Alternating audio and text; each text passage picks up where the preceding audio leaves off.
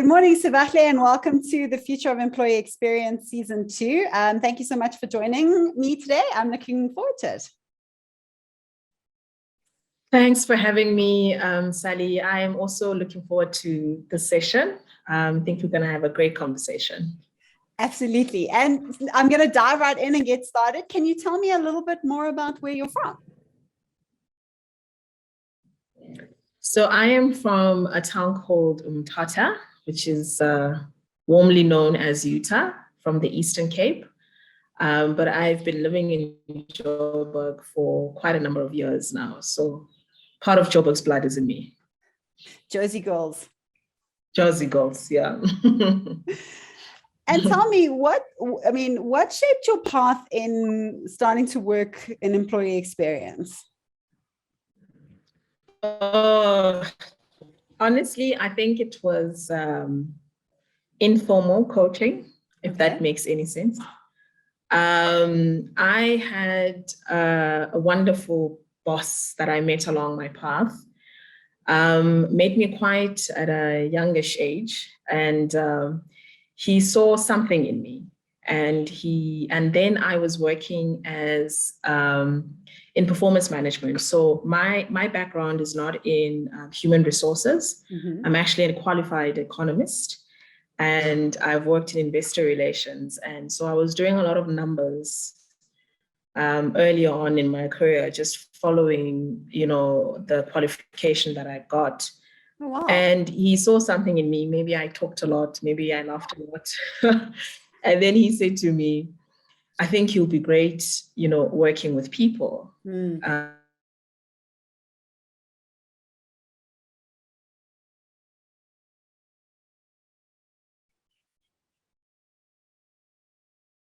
Oh my God, this is going to kill me. What's the next step in that conversation? And he then arranged for me to have a meet and greet with somebody who was looking for an analyst in customer experience. Okay. And then he said, I think take the step towards you working with people. And eventually your career will find customer experience analyst. And I absolutely loved it. And then I progressed into working in customer experience strategy.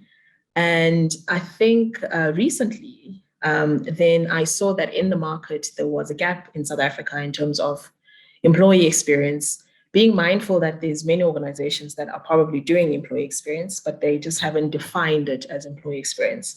Sure. So I saw that gap, and that gap for me was when working in customer experience and you're trying to sort of land initiatives and really try change the business from a product perspective. I saw it's very difficult to do that if you don't have the right engagement from employees. It's you landing or you planting in a soil that's not ready for that seed. Yeah. So I then decided, okay, there's a gap because many organizations are pushing customer experience, but there is no sort of structured and intentional way of pushing employee experience so that when customer experience lands, employees can then embrace it. So that's what informed my journey into employee experience. Yeah, you and I walked the exact same path. I also used to work in customer experience and then found that the disconnect happened when you reach the employee, and that's how talk ended up in employee experience. So that's... Yeah, look, you can have the great strategies, the great tools, but if people are not tuned in various forms, it's going to be very difficult for you to quantify that investment in customer experience. Yeah, absolutely. And I mean, now you work in associate experience at Massmart, and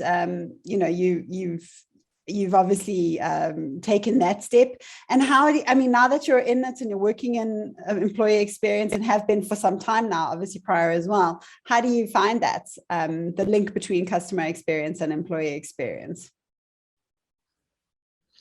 So funny enough, I feel we have not yet even reached those conversations. I think in in the market. So in the industry, both in customer experience and employee experience. Okay. I don't see it yet. No, we're not talking to each other yet. Yeah, So I agree. customer experience is sitting in business, right? And business is not invested, if I can put it like that. I mean, that's quite a bold statement, but business, or maybe let me rather say, business has not been yet onboarded into employee experience because there's an education that needs to take place. And I see it as well with employee experience that we are very much in tune in terms of what we need to put together from a people perspective in terms of HR functions, but having the understanding of business and the impact of employee experience in business, the HR has not yet been onboarded. So we're still running very parallel in terms of our maturity in the industries, and with the hope that one day we will merge and have a clear understanding that EX equals CX. But right now we're not there yet. So that's what I've picked up. And again, it's because the level of maturity of the function and in the marketplace, we're not yet that mature. Yeah, the two sides of the same coin dream. Yeah.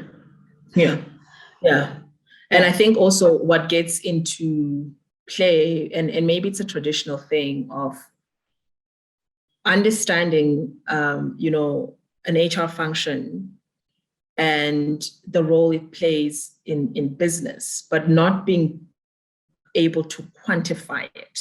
Yes. So I think that's a traditional thing. It's not something that just started now. So being able to quantify the impact of HR into business, and then also HR being able to quantify their own impact. So how does business impact them?